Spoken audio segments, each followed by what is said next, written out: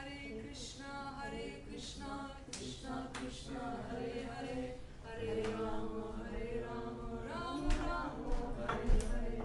First of all, I would like to offer my humble koti koti dandavats to my beloved Gurudev Om Nityanida Pravishta Om Vishnupada Ashtokshra Srimad Bhaktivedanta Narayan Goswami Maharaj Gurudev. Similarly, I would like to offer my humble dandavats to my Shiksha Gurudevs, Pujapat Bhaktivedanta Madu Goswami Maharaj and Srimati Krishna Priya Didi. And similarly, I would like to offer my humble dandavats to Pujapat Bhaktivedanta Madhava Goswami Maharaj and all the sannyasis and all the Vaishnavas and Vaishnavis gathered here. I assume everybody knows about Krishna. You are not new, right? You have been hearing about Lord Krishna Harikatha. So tonight I would like to speak about from Srimad Bhagavatam. I would like to speak some pastimes and some Krishna's pastimes, sweet pastimes. I would like to speak. So many years ago, more than 5,000 years ago, Shukadev Goswami spoke Srimad Bhagavad Gita to King Parikshit. King Parikshit had 7 days to live. He had only 7 days. He was cursed by a Brahmana's son.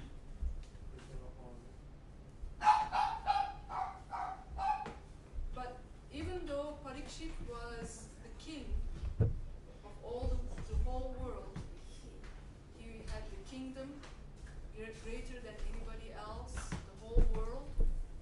He had all the opulence, all the riches, all the family members, beautiful wives, sweet children, lots of money, prestige, name, fame, followers. But when Parikshit heard that he has 7 days to live, he left everything without thinking a second. This happened because Parikshit was hunting one day in the forest, and he got thirsty. And then he searched for a place where he could get something to drink. And then he saw one cave, and he entered inside the cave. And there inside he saw one rishi meditating. And the rishi was in samadhi. Usually in India, if anybody comes to the house, they immediately, the guests, they offer him a seat, anything, something to drink or eat. But because this rishi was in samadhi, he didn't see Parikshit entering to this cave, and he didn't stood up, he didn't offer anything to him, and King Parikshit got upset, very angry. And at that time, this sage had a son, a Brahmana son. He was playing nearby with his friends. And this Brahmana boy was powerful because he was a Brahmana. In his third eye, he saw what happened. Because when King Parikshit got angry, he saw one dead snake on the ground, and he picked up that snake, that snake with his arrow, and put around the sage's neck like a garland. And this scene, this thing, Brahmana's son saw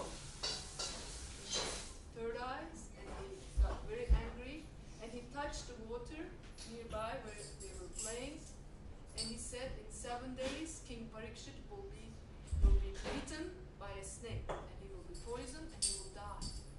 And when King Parikshit heard that,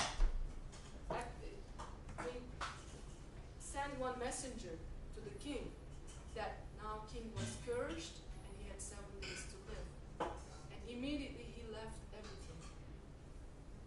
The whole kingdom, the whole opulence he had. Like we see in Srimad Bhagavatam, many kings, like King Bharat, he was also the king of this whole planet. The name Bharat, India, was given on his name. But even King Bharat, King Bali, King Amrish, big kings, they had everything. more than anything that people can have, even in this country. Even in the heavenly planets, the demigods can have. They had more than them. But they left everything and went to the forest and they meditate on the lotus feet of Radha and Krishna. And Parikshit did the same. He went to near Ganges and he sat and he started meditating, worshipping to Radha and Krishna.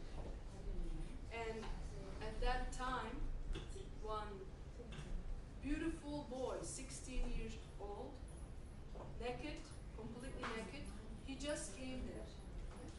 He was so effulgent. He had beautiful eyes, like lotus petals. He was glowing, but he was covered by dust and mud because the children and ladies, women, they were thinking this is a madman, and they were throwing him some mud, some stones. But when this personality came nearby to where Parikshit was sitting, that time the rishis and maharishis, they were gathered there because there was no Facebook, no internet, no phones at that time. But rishis and maharishis, intuitively, they knew that something wonderful is going to be happening. So they came there, great rishis, Vyasadeva, Narad Muni, and they start gathering around Parikshit. And when this beautiful boy, his name was Shukadev, Shuka, when Shukadev came to that assembly, all the great rishis, Vyasadeva, Narad, they all stood up and offered him a seat. And when the children, the ladies, and the boys, they saw that, they ran away. So Shukadev Goswami was liberated from birth. And when he took birth, he was 16 years old. 16 years he stayed in his mother's womb. And his father, Vyasadeva, he said, "Oh, my son, come out from your mother's womb. You gave so much trouble to your mother, 16 years in her womb. It's time to come out." But Shukadev Goswami said, "No, I don't want to come out. I don't want to come out to Maya." Maya means that which is not. We think that we are this body. We think that, oh, I am an American, I am German, I am Russian. We think I am a woman, I'm a man, I am white, I'm black, I am Christian, I am Muslim, I'm Jewish. But Maya, that is what which is not. We are not these things. We are not the body. These things only for the bodily concept of life. If anybody is identifying themselves with their body, oh, this body is mine, and whatever belongs to this body is mine. It's my country. It's my family. It's my children. It's my religion. This is all bodily concepts of life. It's all Maya. That is which is not. Because our soul has nothing to do with these things. The soul is not an American, is not Turkish, is not German, is not black, white, man or woman. The soul is not Christian, Jewish, Muslim or Hindu. The soul is the part and parcel of Krishna. We are all Krishna's children. He is our father. He says in Bhagavad Gita, "I am the seed-giving father." He created the whole material creation, and he created the whole spiritual creation, the whole spiritual world. Krishna has three major Shaktis, energies. One is the Chit Shakti, the spiritual energy, which creates the spiritual world. All the planets in the spiritual world and all the beings in the spiritual world are created by this Chit Shakti, by this spiritual Swarup Shakti of Krishna. And there is also another Shakti, energy of Krishna, that's the material energy, that's the Maya Shakti. That's the illusionary energy of Krishna. That's also Krishna's energy, but inferior. And that Maya Shakti is material universes. All the galaxies, stars, the sun, the moon, all the living beings, the trees, the birds, they're all created by this Maya Shakti, by this illusionary energy of Krishna. But this energy is inferior. It's lower than this Chit Shakti. And between this Chit Shakti, between this spiritual energy and the Maya Shakti, material energy, there is another energy. Like there's the ocean and there's the land. And the waves are going and hitting the land and coming back. And in between the ocean and the land, there's this tata. There's this shore in between. That's called tata, means the shore. And we are created from this middle tata, from this shore, from between the Chit Shakti, spiritual energy and material energy, there's the Tatastha Shakti. And this is where our soul has been created. So like there is fire, right? In the fire there are sparks. So the fire is Krishna, and the sparks are our souls. Like the sun and the sunlight, the sunshine. The sun is Krishna, and the sunshine, the particles, the little sun particles are jivas, our souls. So we are created by the Tatastha Shakti, which is a separate energy of Krishna. So in this way we are his part and parcel, Krishna's part and parcel. We created from his energy. But we have forgotten this because we wanted to come to this world, to this material world, and we wanted to enjoy our senses.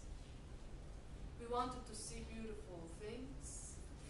We wanted to eat beautiful foodstuffs, delicious things. We wanted to hear nice melodies.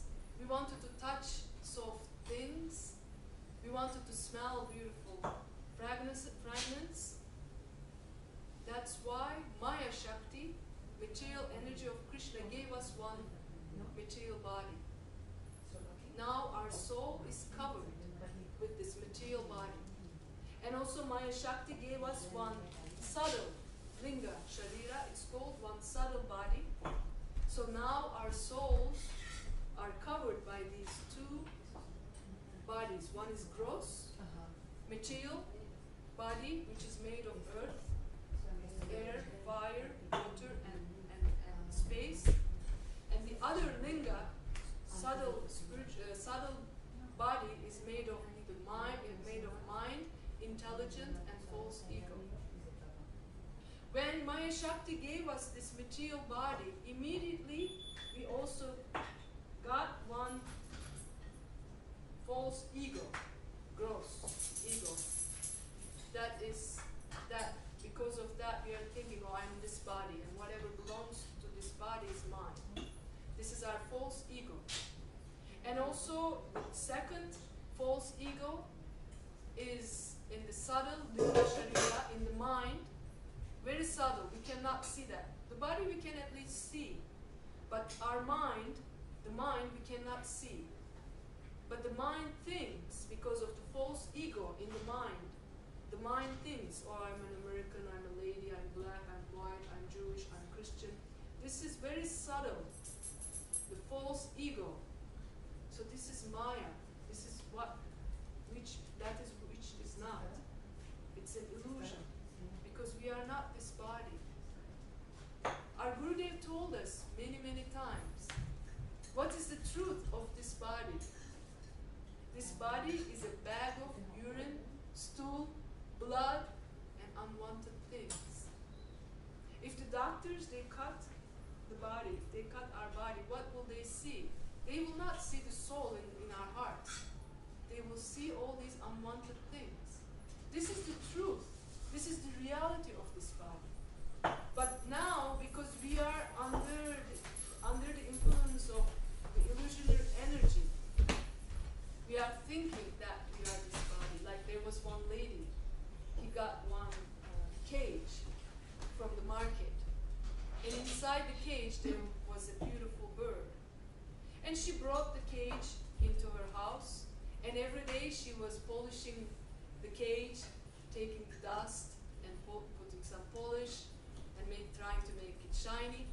And then she invited her neighbors, her friends to come to her house to show them the cage, and they all came, and they were neighbors and friends, and she was showing them the cage. Oh, and they were all looking at this cage, very shiny, looks very clean.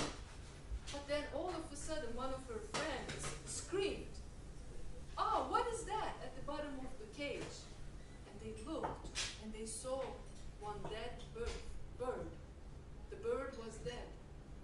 Because this lady, she was so busy polishing the cage, she forgot to feed the bird.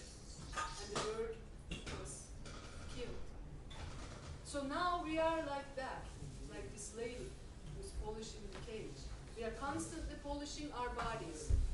Nice creams, nice soaps, nice dress, nice healthy dresses. We also do yoga to keep in shape. We exercise, we walk, we run. So everything we do for our bodies. But we forget that inside this body there is the soul, there is the Atma. Isn't it? There was one king once upon a time. This king had 4 wives, 4 queens. The 4th queen, the king loved the most. He will always visit her. He will always ask how she is doing. He will always tell her, "Oh, I love you so much. I'm always thinking about you. You are everything for me. You are my sweetheart."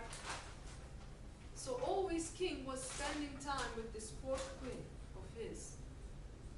And the 3rd queen, the king, if he needed to go outside to his subjects, to the public, to speak, he will take this 3rd queen with him.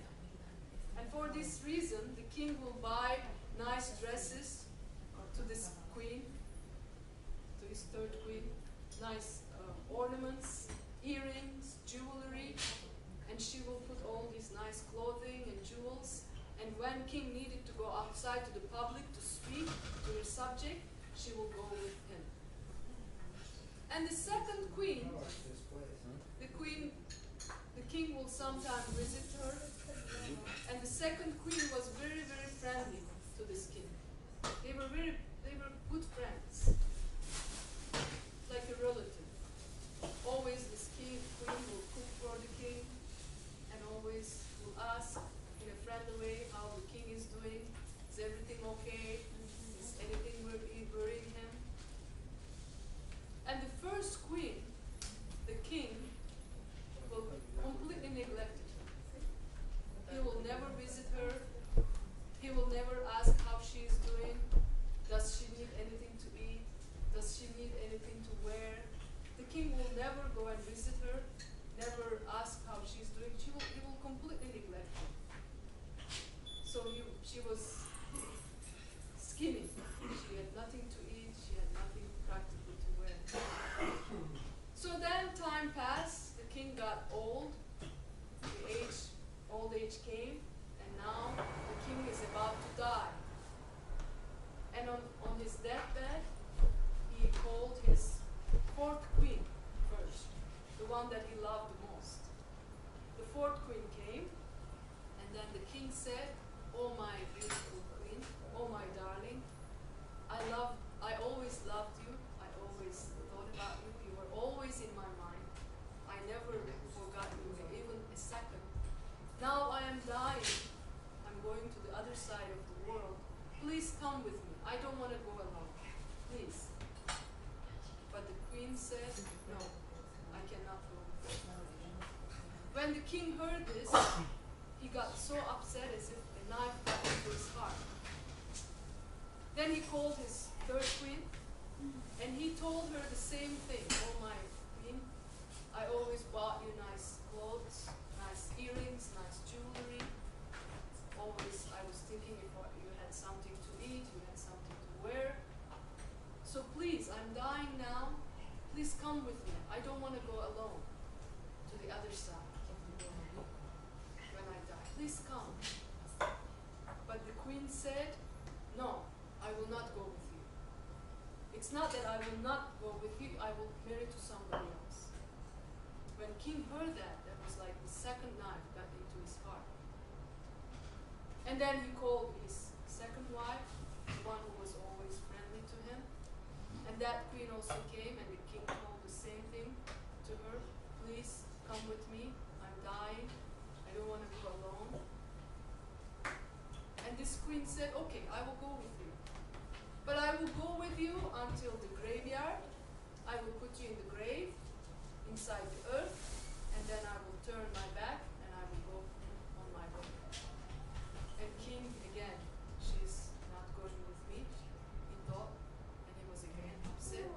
Now, this time, he called his first queen, the one that he completely neglected, never visited, never asked if she needed anything. And that queen came, and king told her the same thing. I'm dying now, please, I don't want to go alone. Would you please come with me? And the first queen said yes. Immediately she said yes, definitely, I will go with you. Wherever you go, even death, I will go with you. Even you go to hell, I will also go to hell with you. I was always thinking of you, even though you neglected me. I always loved you. You were always everything for me. So what is this story telling us? The fourth queen that king had, that king loved the most, that is our body. This body is so dear and near to us. We love our bodies so much. We buy nice things, we do nice, we eat healthy food, everything to keep this body healthy. But this body at the time of the death will not go with us. At the time of the death, because there is earth in this body, when they put this body inside the earth, it will mix with the earth. Or in India, they fire, they burn, they cremate the bodies, and this body, because there is fire inside this body, that it will mix with the fire. Or if it is not put in the earth, or if it's not given to the fire, the body will be eaten by jackals, by the ferocious animals, and it will be stool. It will become stool. So this is the truth of this material body that we look after so carefully, isn't it? But this body will not go with us at the time of the death. And who is the third wife? Said that I will not only go with you, I will marry to somebody else. So now we are working from morning to evening. We are driving on the highways for hours and hours to go to our works. We are working and we are accumulating money. We are buying houses. We are buying cars, computers, and we are trying to increase our bank accounts. And we are trying to buy maybe gold, some nice jewels. But at the time of the death, none of these things will go with us. Not only they will not go with us, they will go to somebody else, to our children. Did our grandparents, did our grandparents, were they able to take their houses with them? Were they able to take their bank accounts with them? Everything they left behind. They went empty-handed. Our Gurudev told us, at the time of the death, we will not be able, even not be able to take a single hair with us. A single penny will not go with us. But now we are working from morning to evening, so hard to accumulate money, to buy cars, to buy houses, but none of these things will go with us. And where we will go at the time of the death, nobody knows. Nobody knows. And who is the second wife? The one that said, yes, I will go with you, but I will go till the graveyard. I will put inside you, inside the earth, and I will turn my back and go to back, continue to my life. Those are our family members, our mothers, fathers, our wives, husbands, our beautiful children, our friends, our government members, politicians. Nobody will go with us at the time of the death. We will go alone. And none of them will be able to save us from the death, because they themselves will die one day. They have to leave from this world. So they cannot save us. So they will come until the graveyard, our relatives, our friends. They will put us inside the earth or give us inside the fire, and they will go to their ways. This is the truth of this material world. We have to understand that. In the Vedic literatures, in Srimad Bhagavatam, almost every chapter, the truth about Maya, about illusion, is given to us. Because now we are like the deers in the desert. We are so thirsty, we see mirage and think that this is water, and we are running after this mirage. Oh, if I get this job, I will be happy. If I marry to this girl, I will be happy. If I have children, I will be happy. But this happiness is not coming ever to us. It's just chasing, like this deer chasing in the desert, this mirage. And at the end, this deer dies because this is deer chasing after this mirage. So this is the truth of this material world. We are accumulating these riches. We are trying to have family members, trying to have children, all these things. But nothing, no one will go with us at the time of the death. We will go alone. And who is the first